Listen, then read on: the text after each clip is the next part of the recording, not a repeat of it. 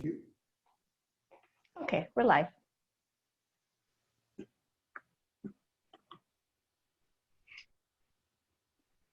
Thank you for anyone who's dialed in. We'll just give it another minute or two, just allow people to register.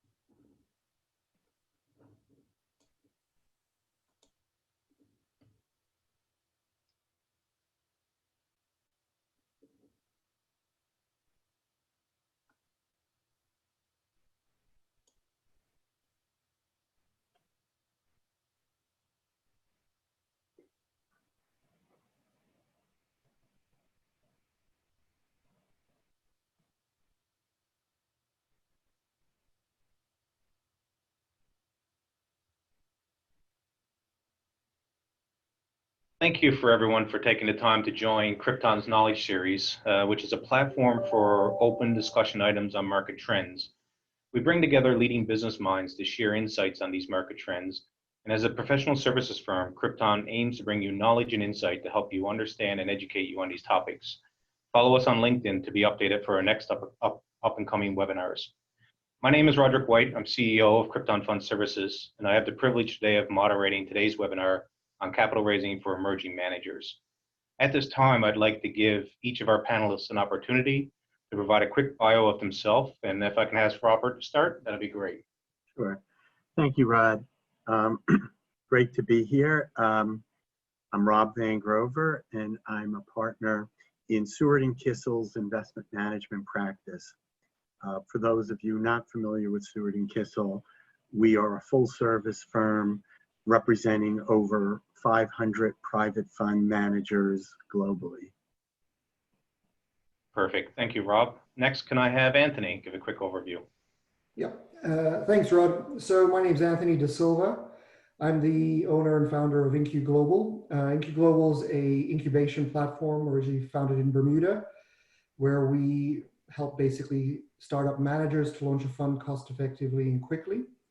And on top of that, so the managers are located globally. And on top of that, I sit as an independent director for a number of hedge funds and fund of funds around the world. Perfect. Thank you, Anthony. Dan, can I ask you to give a quick overview? Sure, Rod.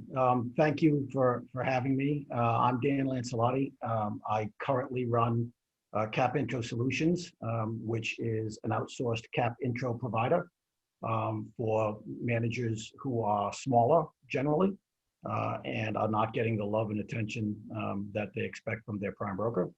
And formerly ran Cap Intro at Citigroup from 2000 to 2008. And just want to say, Rod, I'm glad that the island of Bermuda was spared the wrath of Hurricane Paulette, from what I understand. Thank you for that, Dan. Now that I've introduced the panel, why don't we just quickly cover off the structure of today's webinar.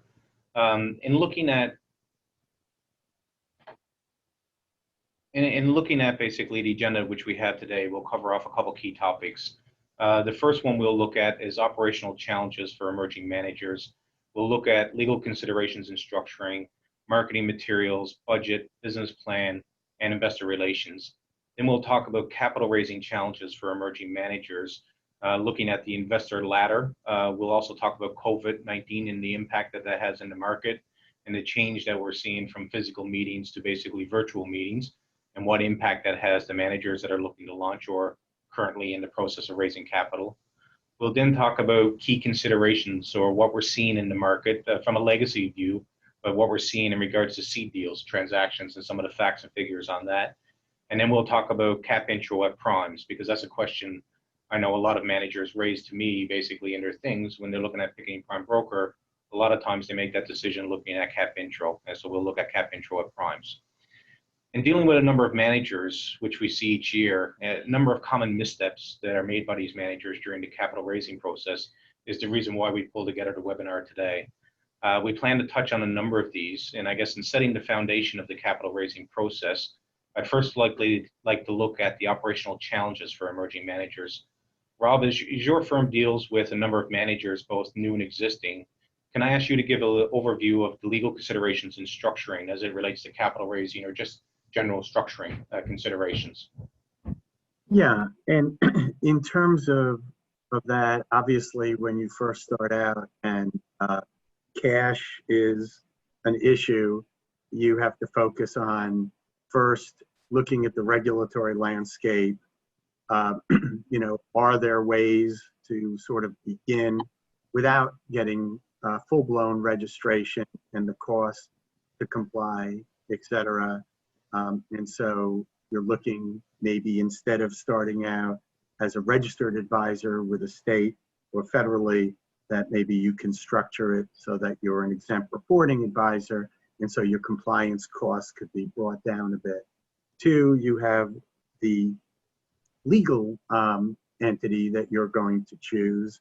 And so often, if you're a high-tech company just starting, you're going to be a corporation with the notion that, you know, you're going to go public. But when you're a service company, you're an investment management firm, and what you're hoping for is a lot of income and a lot of long-term or short-term capital gains, then the structure is more of often a pass-through entity.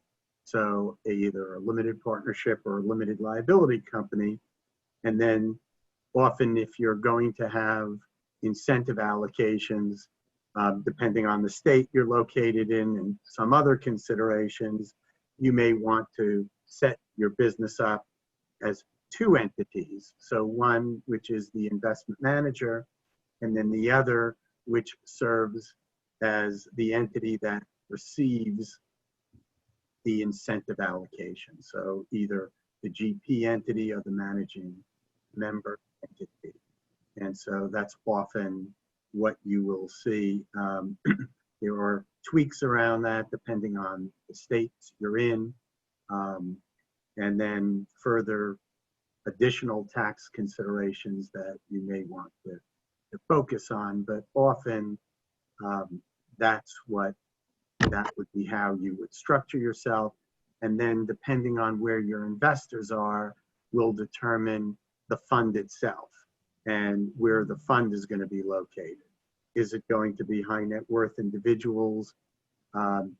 If so, then a domestic fund if they're based in the US. If you're looking at foreign investors and US tax exempt investors, often you'll have an offshore fund, and the most popular format is to have a master feeder.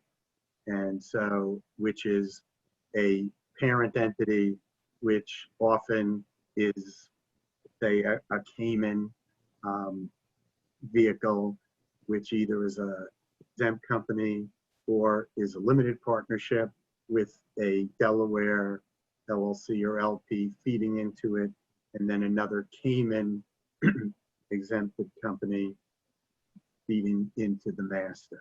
And that's often Cayman or Bermuda. Rob always have to put that in there. No, absolutely. Thank you. Thank you. Especially given all of the layering on of things that Cayman has done over the last several years, Yeah.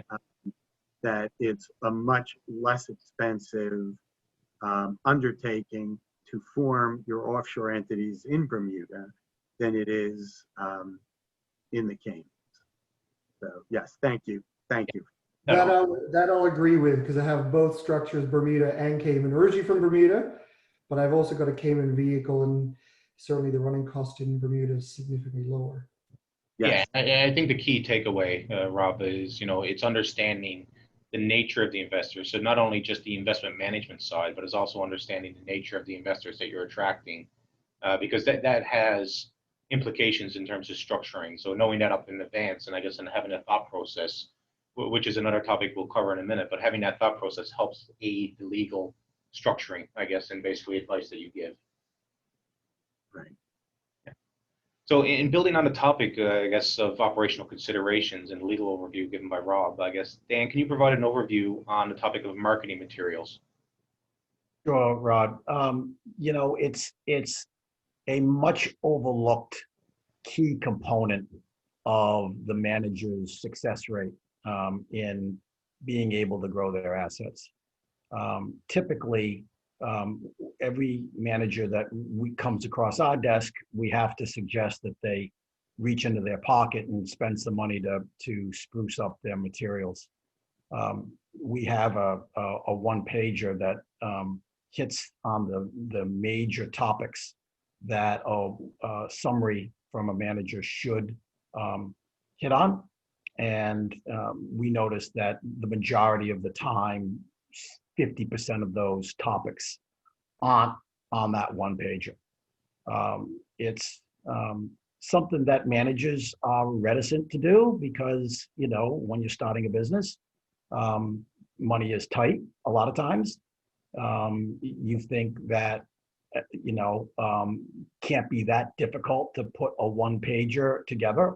They've seen 1,000 of them in their history. But when you truly sit down to craft the words that it should be on that document and the information that it should convey, a lot of times the manager will lose the forest through the trees. And subsequently, they're just too close to the situation to have a effective one pager produced. And again, a lot of times that one pager is either the executive summary to the pitch book, or it's actually a distillation of the pitch book, depending upon which piece of information you put together first. And so, a lot of times the flaws from the pitch book make their way onto the one pager and vice versa, depending upon which one you've done first, right?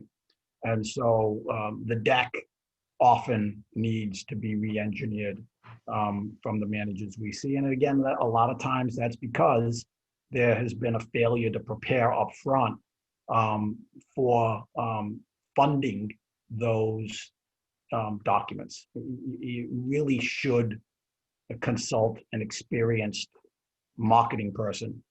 Fund managers are great at managing assets.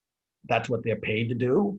They're less so paid to create their marketing materials and their logos. And, again, it's something that they are reluctant to pay for, but let me guarantee you it's money well spent. If you do your due diligence on your provider, you're comfortable with your provider asks you the right questions when you're interviewing them as far as what they're going to try to get out of you in order to make your statement on your materials. But once you've made that decision, you should, end up with something that's much more effective than had you done it yourself. If you put your one pager that you've done in-house versus what was done outside, 95% of the time you can tell which one was done, by the professional. And so subsequently, a manager has to have a plan to market their fund, and it should be part of the overall business plan. It's amazing how many blank faces we get when we ask, can we see your business plan? What do you mean, what business plan? You've got to have an understanding as to how you're going to grow this business, what it's going to cost you, where everybody understands what the Bloomberg terminal is going to cost, but they're very, very behind the curve when it comes to marketing materials, conference budgets, even people to help them in-house do sales. And it's something that at the end of the day, is the Achilles heel of most of the funds we see. No, I think that's a great point. And the majority of funds that I see that basically, and it's not a, no, it's not a golden rule, but when I look at a lot of businesses and emerging managers, most of them fail on the business side. It's not so much the trading side. Trading side, they usually do quite well, but they fail to execute upon raising investor capital for a number of reasons. But a lot of that comes down to lack of planning and budgets and everything else. Is there any guidelines that you give to people in regards to budgets of what they should be spending on the marketing side, or is it, it's dependent upon the type of manager and the different managers? Is there any guidelines that you can give on that front? Yeah, no, it's generally not dependent on your strategy or size from that perspective. I mean, the materials cost the same for guys who are going to launch with 200 million versus those who are going to launch with 50 or 20 or 10. You can find some people who will give you a break because you are a smaller manager. We've got a list of folks that we refer that a lot of times will do the smaller manager a favor, but not a lot. I mean, maybe 20% off, something of that nature. You're spending somewhere in the neighborhood of $2,000 to $3,000 for a good one pager. And then another 2,000 or 3,000 for your deck. So at the end of the day, a lot of times it's easier to put together a deck because you don't have to be economical with your words, and where on a one pager you have to be rather economical. And we see a lot of 2 pages these days. But the biggest mistake we see with 2 pages, Rod, is that the second page will be basically just a disclaimer and then a bunch of white space. Yeah. Which makes no sense. If you're gonna distribute 2 pages, make use of 2 pages. Make use of the real estate. Make use of the real estate. And so we immediately know somebody who hasn't gone to a professional when we see blank white space. Well, and I think first impression sets the tone for basically follow-on meetings. And, like you said, having the professional advice helping you with that. And you mentioned disclaimers there, which I think Rob will agree on, just understanding, when you're putting out this marketing material, making sure that you're compliant with all the laws and regulations, I think is something that should definitely be run across your professional advisor, such as Seaward and Kissel or another firm.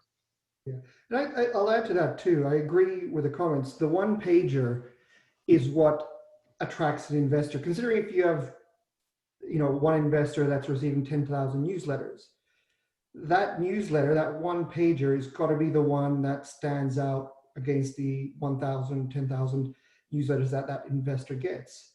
So I agree, spending some time and getting it right.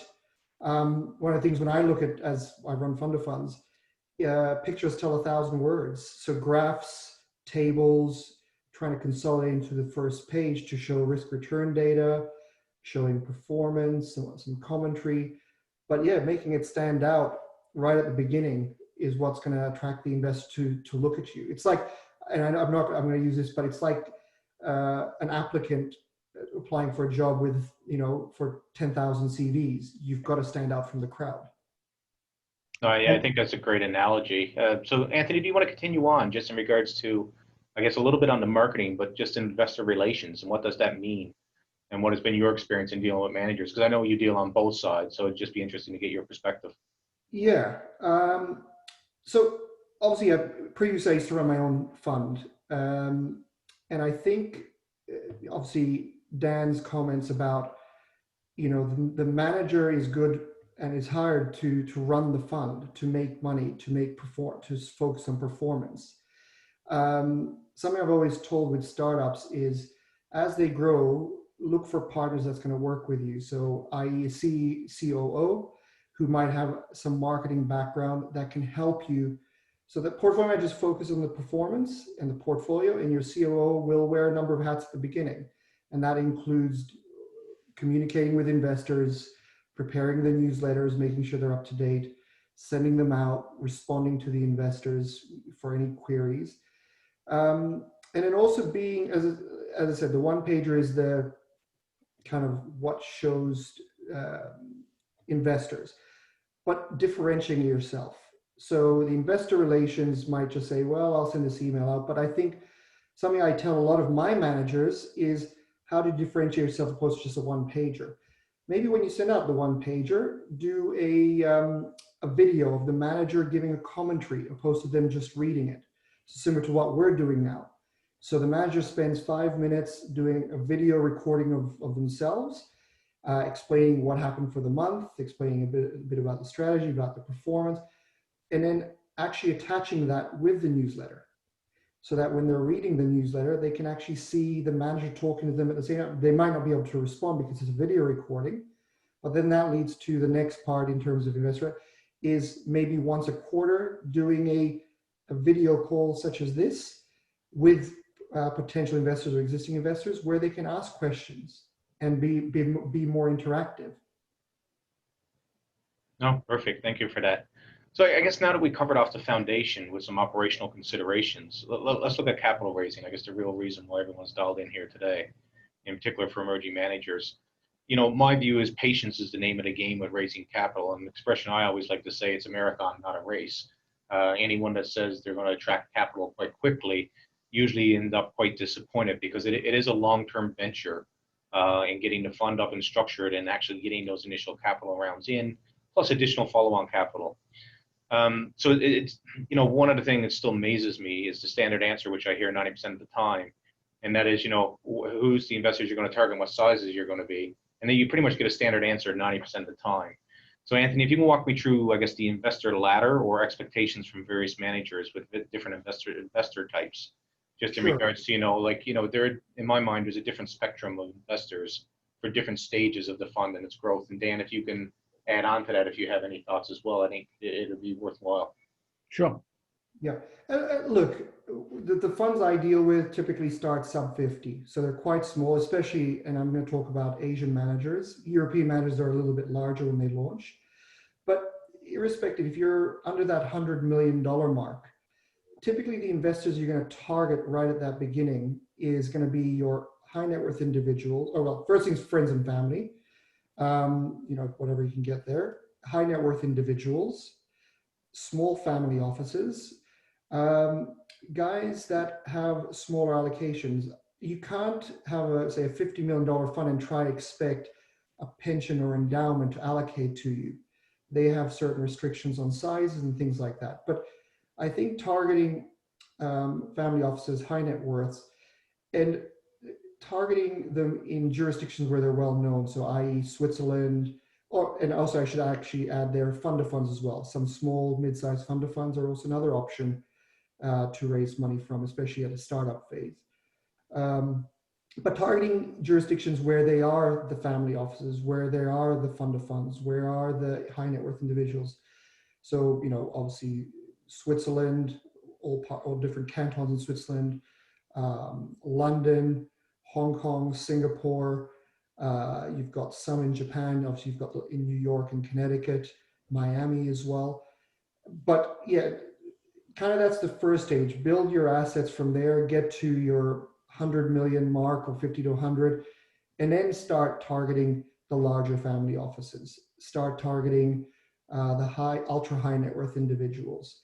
You know, and obviously from my experience running my own fund, even when I some of the funds under the InQ umbrella, they have had allocations from pensions and endowments, but the first thing they'll say is we need you to be at 100 to 200 million before we can even allocate to you.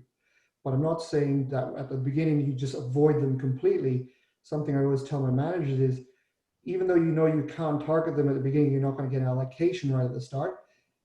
Get them to know who you are and monitor you, and you know, so when you do get to a certain size and you perform well, you're gonna be on their radar.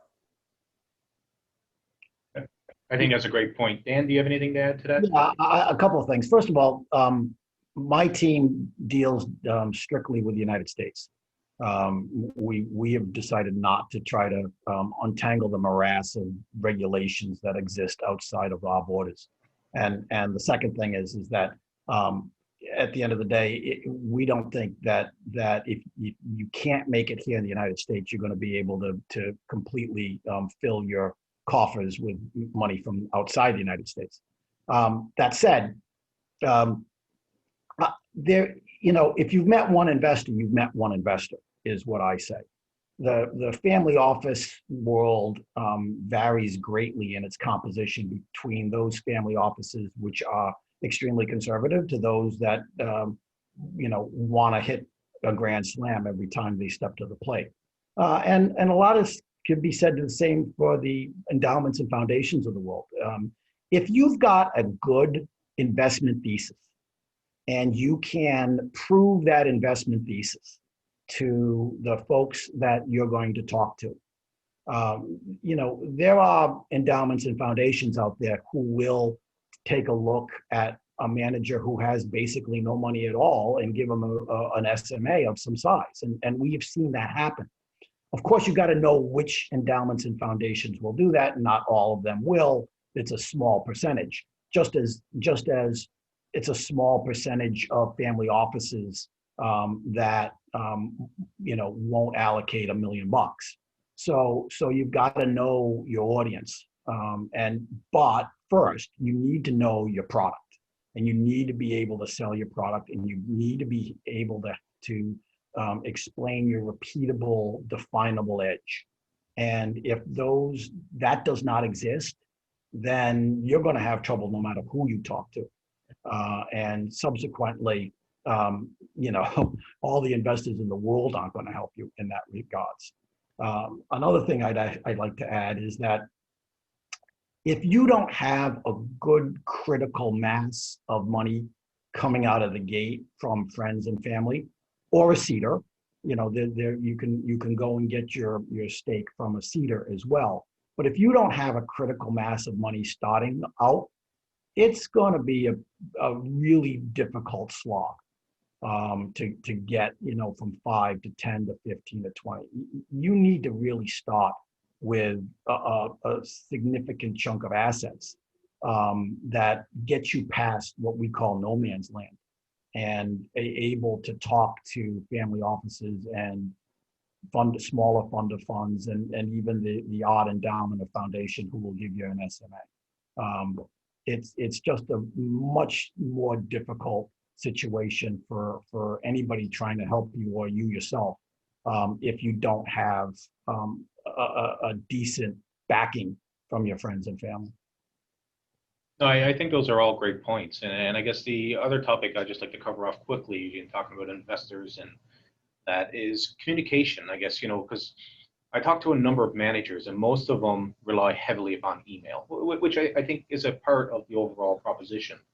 But, Dan and Anthony, do you have any feedback in regards to how do you approach investors? Because a lot of times, and I think you made a point earlier, Dan, in regards to, it's the quality of the contacts versus the quantity.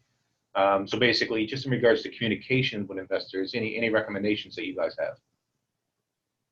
Well, I would start by saying, first of all, you always want to be able to lead with a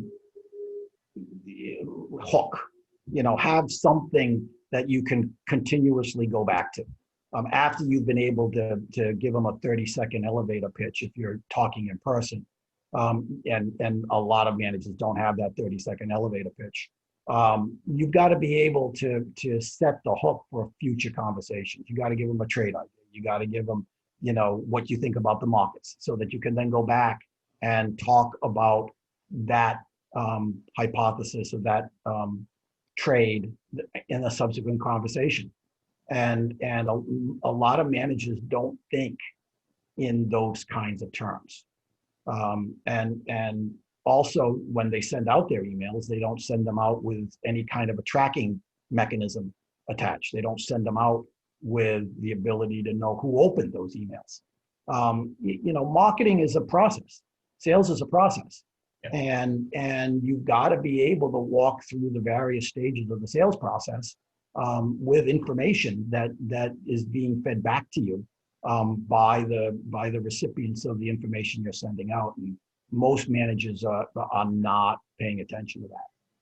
And let me just add something on this, because you've just covered a number of important points that are in the legal and regulatory brain point, which is communications.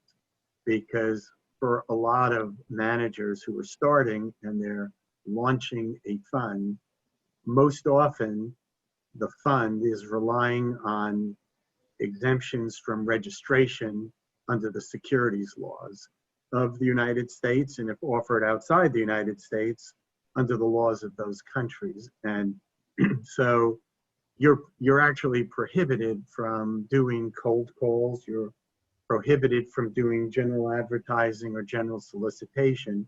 Now, there is sort of a narrow exception to that most managers don't use, which would permit those things, but most managers don't use that exception.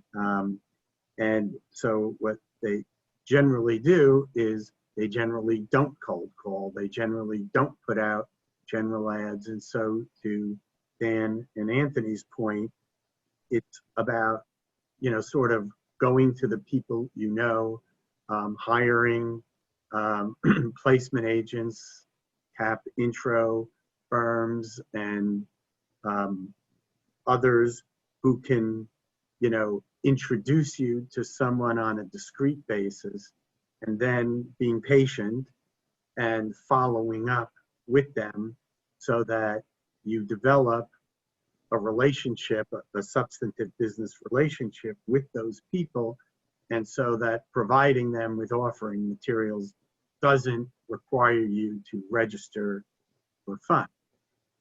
And so even though it may seem a little bit nuanced, but you can't just send out blanket emails to people that you don't know. And so, especially in a time of COVID where the conferences you attend are all virtual, and so you don't necessarily have the ability to talk to someone while you're getting coffee, and that everything has to be a little bit more purposeful. You have to especially be careful about the way that you're approaching people, and that you are also being mindful of Dan's other point about where these people are, because in certain places like the EU, if you approach an investor first, that in and of itself would require you to have taken steps in advance to be able to do it. And what usually managers rely on who don't want to register is this concept called reverse solicitation, which is kind of like a unicorn, but it's that people are actually reaching out to you, and then you're allowed to tell them about your fund. And so it is very tricky. And so once you're moving outside the US, you have to be sure you're familiar with the regulatory landscape of wherever you are marketing. Another point I wanted to also mention is that if you're marketing a fund and you want to pay someone transaction-based compensation, that person has to be a registered broker-dealer in order to receive that. And that's also sort of an issue that comes up quite a bit with emerging managers, because often they have a friend who can introduce them to a number of people and who's happy to do so if you would just pay them a commission, even though that isn't what they do for a living and they're not properly licensed to do that. But the point is they really need to be paid this commission. Well, these are all pitfalls, and so you just need to make sure that you've vetted it. And the other point when we talk about track records is just making sure that you have the ability to use the track record that you're trying to use. A lot of times, it will be the track record that you had at a prior firm, which you may not be able to use due to contract or just due to SEC no action letters, etc. And so you're just going to want to make sure you've thought about all of these different points. Yeah, and I'll touch quickly on the know your investor. That's actually an important, you before you go out to start pitching, and if you've got the regulatory approvals to do it, I can talk about Switzerland requirements, UK requirements. The EU is a completely different space, but Switzerland and the UK have their own regulations for marketing, which is not as onerous as the US.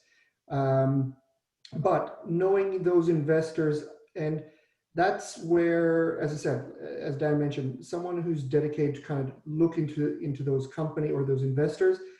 What do they do? What type of investments do they look at?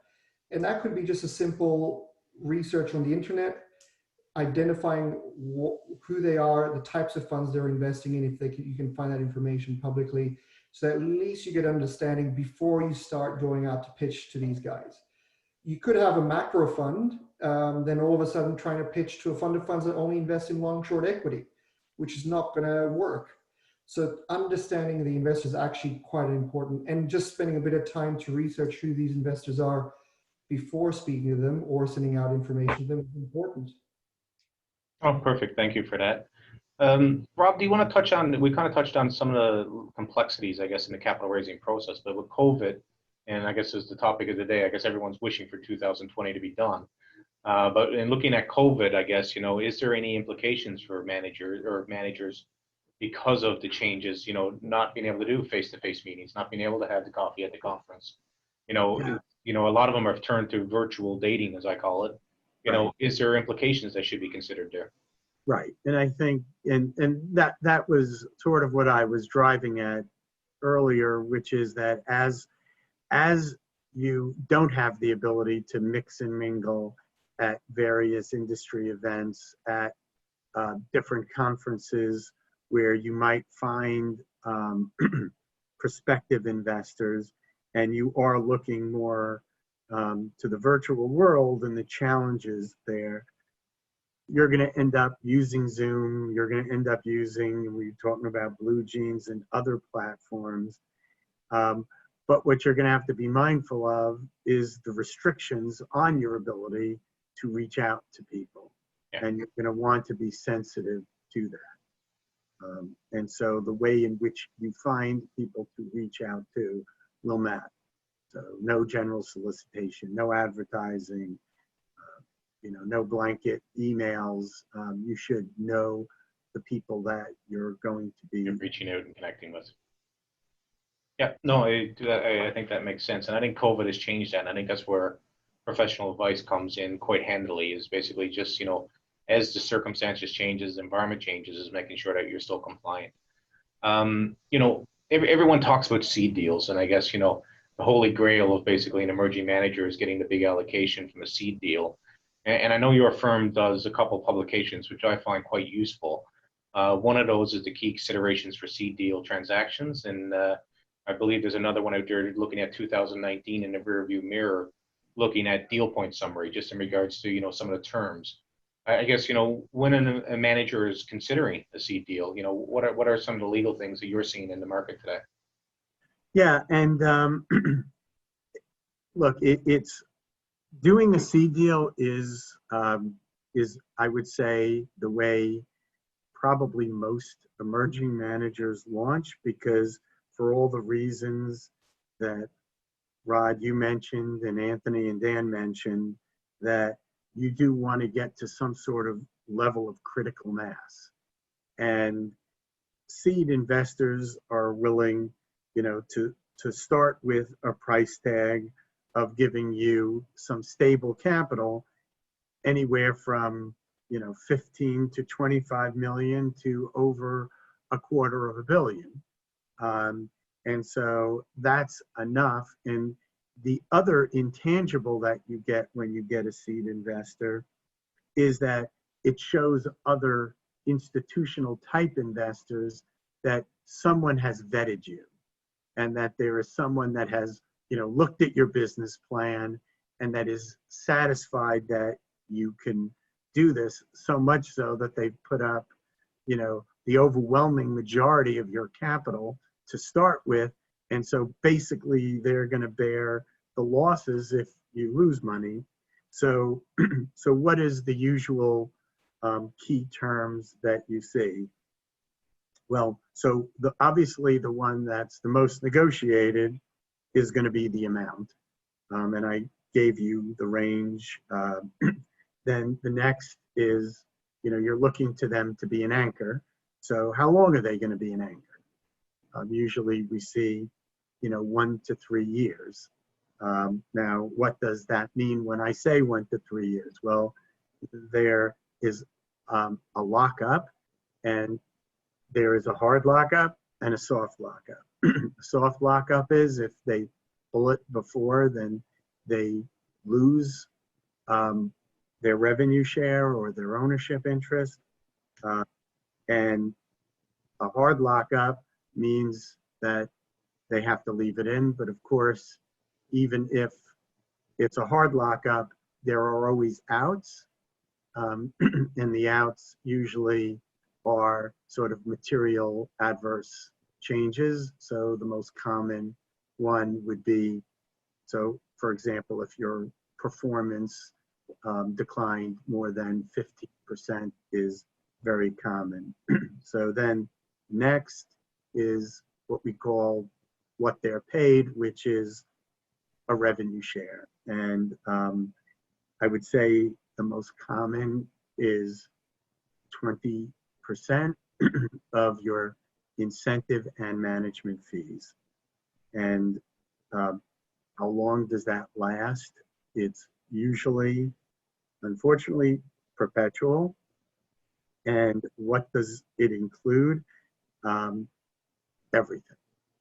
Usually it includes not just the 20% of the revenue generated from the funds you're launching, but future funds as well, and usually without any additional commitment.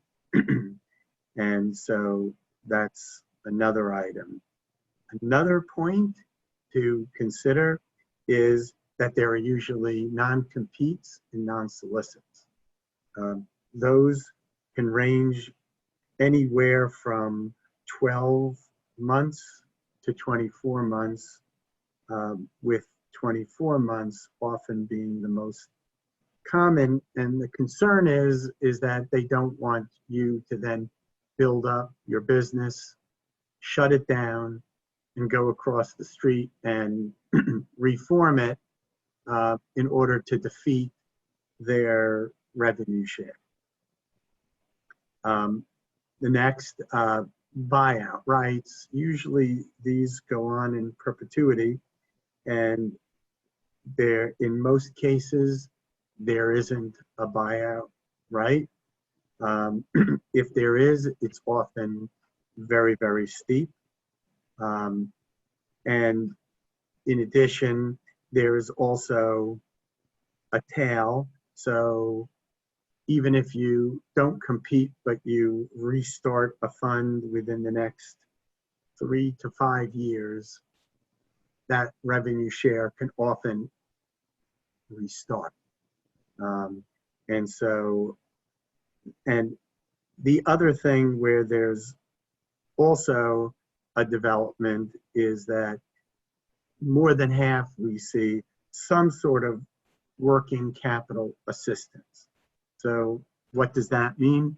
It can be anything from a direct capital infusion in order to sort of bridge the gap and give you capital to sort of start, to a loan, to just paying fees in advance, or what we see most commonly, sort of a opportunity to receive a certain amount of revenues without sharing with them. So until you reach a certain level of revenues, that they won't begin their share. And how is it structured? What we found last year were 92% of at the time, it was a revenue share through either a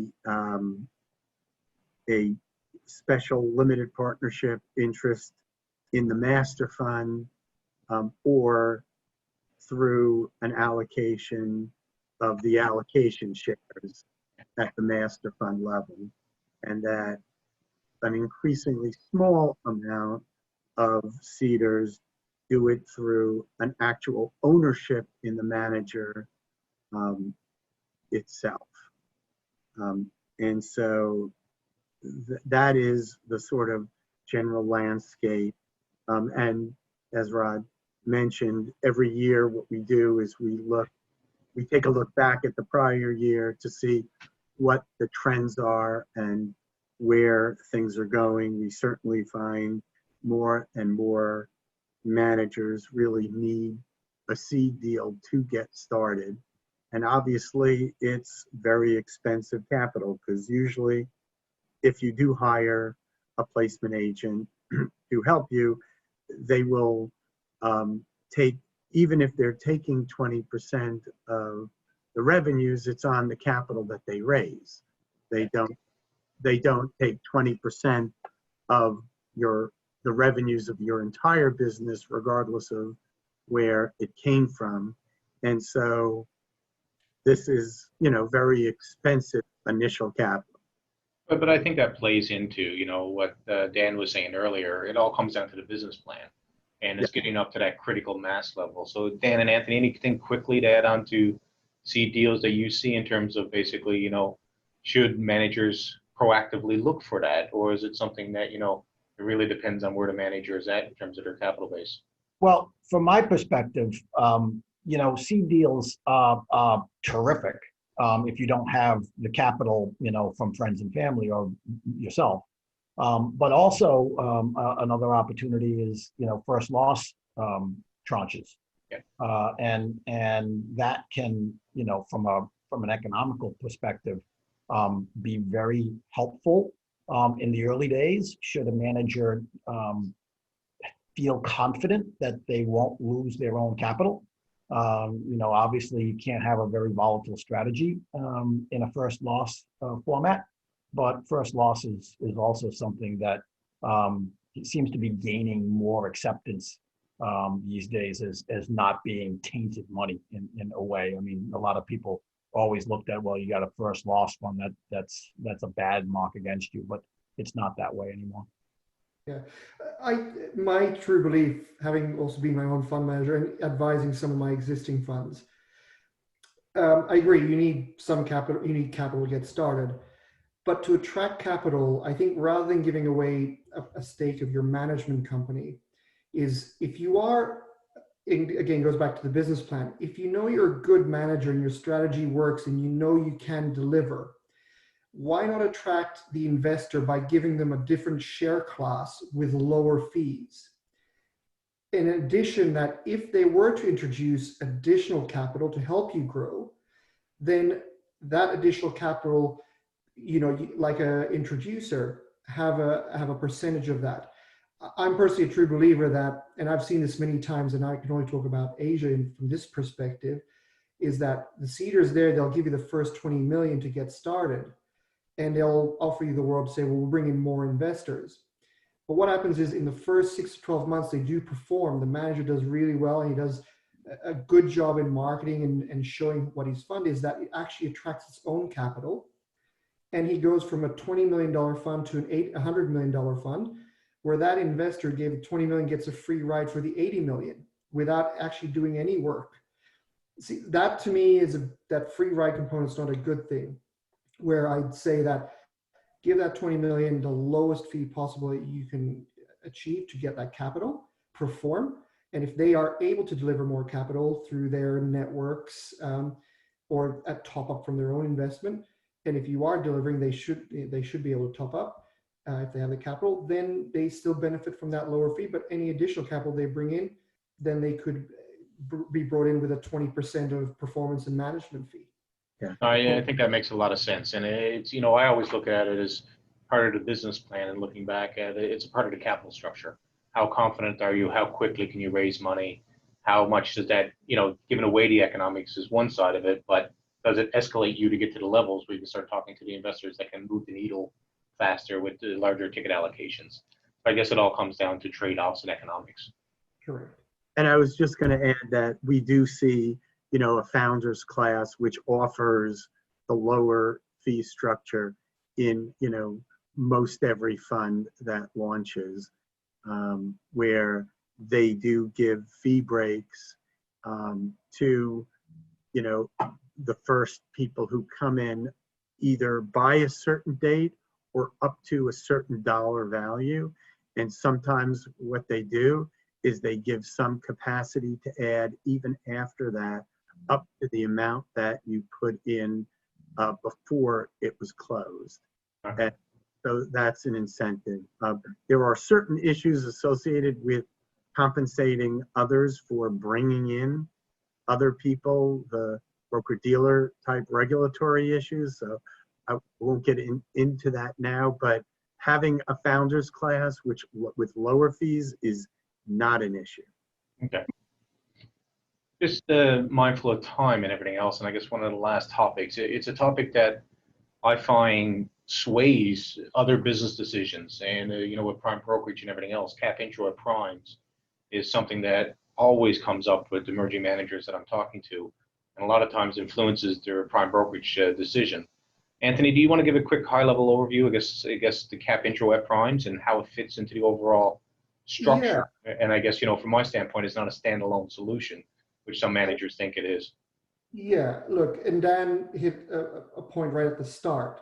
A lot of prime brokers don't give you the love and attention that you are when you're an emerging manager, and that's what this topic is. They're going to pick funds to market within the cap intro that's either the flavor of the month, flavor of the year, or funds that are easier to sell, meaning the larger AUM. But saying that, don't discount it. Certainly leverage off them, but don't rely on the prime broker as your only source of capital raising. There's like Dan's business, who can give the love and the attention for the smaller managers to introduce them to investors. And those investors might overlap with a prime broker cap intro team. But certainly one thing I do like when I talk to my managers about cap intro, some of the what we call the mini primes, the Cowens, the BTIGs, they do have their cap intro teams that focuses on the emerging managers, the funds that are under the $100 million mark. And they have their own cap intro teams, but I wouldn't rely solely on the prime. Obviously leveraging things like prime brokerage, prime brokerage events that they have around the world. That's a big thing to leverage off to build your audience. Singapore, Hong Kong, Tokyo, London, they have these cap intro events. Certainly leverage of that, but don't use it as that is where I'm going to raise my capital, because when you're an emerging manager, I've spoken to many managers who said, oh, I'll raise money. I've chosen Morgan Stanley and I'm paying them this amount of fees. And then within 12 months, I'll see them again. I'll say, so how much have you raised from your prime? And they're like, nothing. So it's just one avenue, but it shouldn't be the only avenue. There are alternative sources such as Dan's business or mini primes as well. Let me jump in here for 1 second. The onus on following up is on the manager in cap intro space. And I've never seen a meeting with an investor be characterized by a manager as a bad meeting. Every manager comes out of a meeting that we've ever organized for them. Oh, that was a great meeting. It's terrific, and the check never shows up. And then they're wondering why the check never showed up. Well, the check never showed up because you never called the investor back, ever. You have to follow up. You have to continue the dialogue. You have to have, sales goals in order to make certain that you are on track with the investors you have that initial meeting with. And a lot of times that, the managers just not have the bandwidth to do that. And subsequently, you know, a lot of good introductions done by either a prime or a third-party marketer or whoever go unloved and they die on the vine. No, perfect. Thank you for that, Dan. And I guess that kind of leads into our first question. One of the questions that was raised here is, you know, what is the average number of meetings? And I know it's kind of a range that could be put on this, but what is the average number of meetings that most managers have before they actually get an investor allocation? Or rule of thumb, I guess, you know, just provide some guidance in regards to, you know, because a lot of managers I know get frustrated when they have their first meeting and they don't get an allocation. But I think that is not the reality that exists. I think there's multiple meetings that probably are held with investors before, you know, an allocation is done. Is there any rules of thumb, or is there any kind of stages that you can gauge how you're moving along in the process? Well, About 3 to 7.5. I was about to say, how long is a piece of string? Yeah.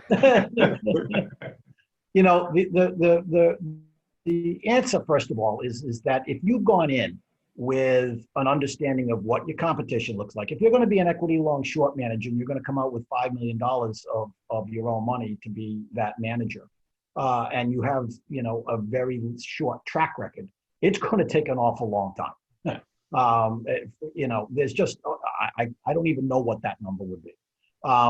If you are a specialty manager who's got a niche strategy and you come out with 30 million bucks and you've got a track record that you can, you know, demonstratively show to people, and there's no competition in your space, then it's going to be a lot easier on you. And so, you know, a lot of people don't do their homework in advance before they launch their business. Again, part of the business plan, there should be a competition section. You know, am I competing against another 5,000 people, or am I competing against 100? And so subsequently, those drive the numbers you're talking about. And so if a manager sits back and answers those questions first, they're going to have a better understanding of when Anthony and I and Robert give them our answer.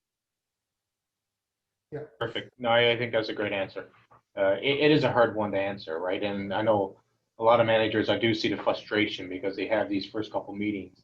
They think, you know, they're going to raise all this capital, but yet then they have to follow up. And I guess the key is following up, and it's no different than any other sales process. It's actual, you know, managing the relationship, keeping them appraised. Because different investors have, what I also discovered as well is, they may not be looking for your strategy at this point in time, but you know, when they are looking for that type of strategy, is making sure that they have the information, they're informed and updated, so that when they're looking at that pool or that allocation, then they can come back and revisit.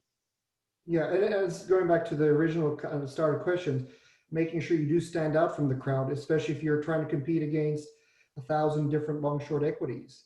Yeah. You know, they need to know who you are. You make yourself stand out.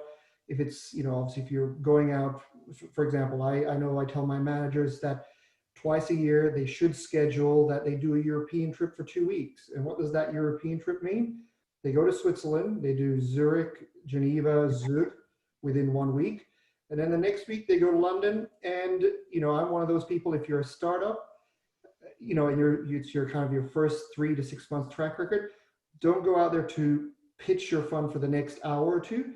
It's that 30-second elevator pitch, but you're condensing it down to probably about 15, just to swap cards, to make them aware who you are. They've got a face to the name. And that leads to, and I tell my managers, try to do 6-8 meetings a day, including your lunch, breakfast, and dinner meetings. I'm not sure if I guess anyone wants to take this question, but it's got to do with the EU, I guess, in reverse solicitation. Is LinkedIn connections from the EU okay for direct prospecting? So I can quickly answer that one. As I've mentioned earlier, Switzerland in particular doesn't follow the AIFMD directives. So if you look at, say, Switzerland and London, which are the two biggest markets for investors, in Switzerland, it's not so much, as Robert said, you can't just kind of solicitate and pitch straight away. You got to understand who the investors are. But in Switzerland, for you to be able to kind of talk and discuss about funds in a Swiss perspective, you have to have a Swiss representation. So meaning that you actually have to appoint a Swiss rep in Switzerland. That can be in any of the cantons, but once you have that Swiss representation, that then allows you to then talk to professional investors in Switzerland only.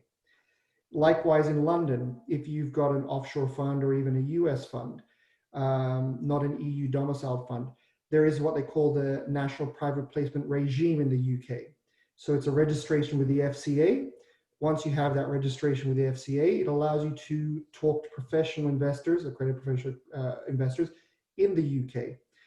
EU is very different. You don't have the options of these Swiss regs or the NPPRs. In the EU, in particular, like say Germany or France or Spain or Italy, you can only really market or promote your fund if you are an EU domiciled fund in the form of either a CCAV SIF, a RAIF, a UCITS, something that is regulated by the EU. Okay. No, perfect. Thank you for that, Anthony. Before we wrap up, I guess closing points I'll look from everyone. And also as well, in the marketing angle for investors, what should emerging managers do before they actually take the first investor meeting? Because I think we covered a lot of things here from an operational standpoint, but if you can just give closing remarks or tips to potential emerging managers, but also as well, what should they have done pre-meeting any investors? Because I know the friends and family circle can be a little bit more loose, but when you start going out to investors that are more sophisticated, what should you have? Because a lot of times I see managers that basically, haven't formed a fund yet, haven't talked to the lawyers, and they want to talk to investors because it's almost like the cart before the horse. They want to, get the investors lined up before they get the legal structure done, but yet they need the legal structure in order to pitch. And, there's lead times attached to all that. So I'm just going to put that as an open-ended question. And if I can get everyone just to give one or two tips, what they feel for emerging managers, that would be great. Yeah.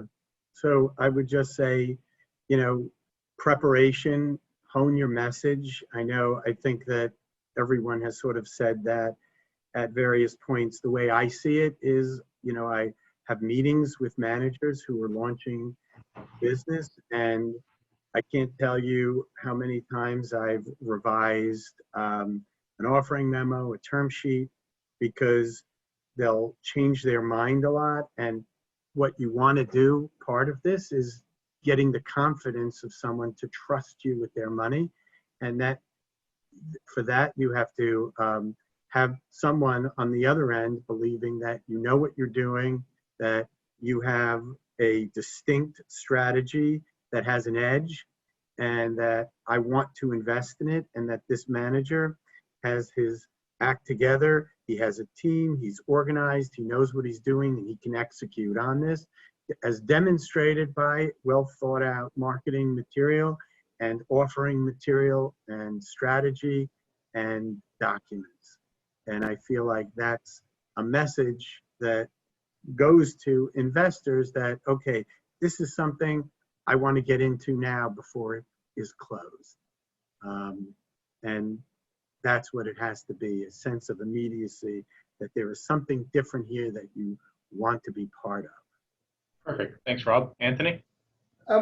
Yeah, I'm not marketing your strategy is one thing, but an investor, if you're trying to market a strategy without a fund structure, the investor is going to say, well, come see me when you got your fund structure. No, at the end of the day, you as a fund, even though you call it, it's a business.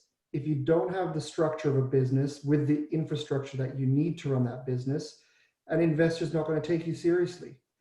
They're going to want to see that you have the structure, you have the trading systems, you have the people, you have an office space, you're a professional business. Trying to go market to an investor and say, hey, I've got the strategy, and if you invest, I'll launch the fund. So I've heard a lot of investors say, okay, well, when you launch a fund, come see us.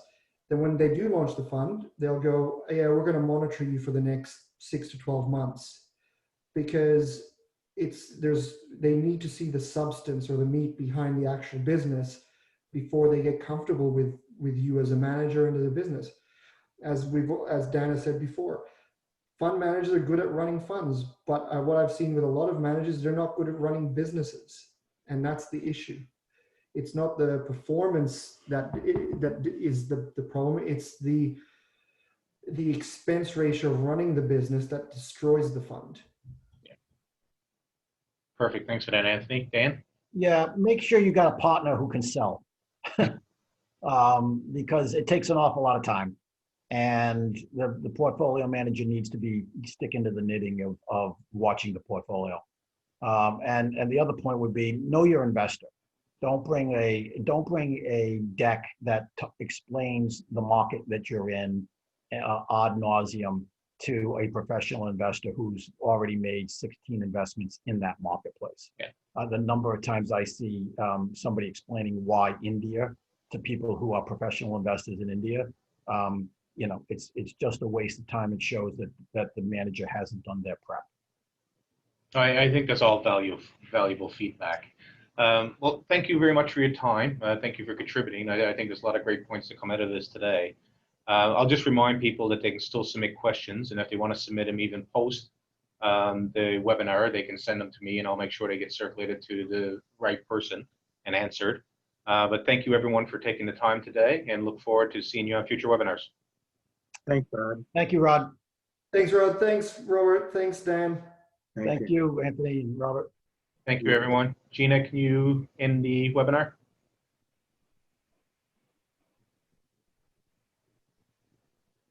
Okay.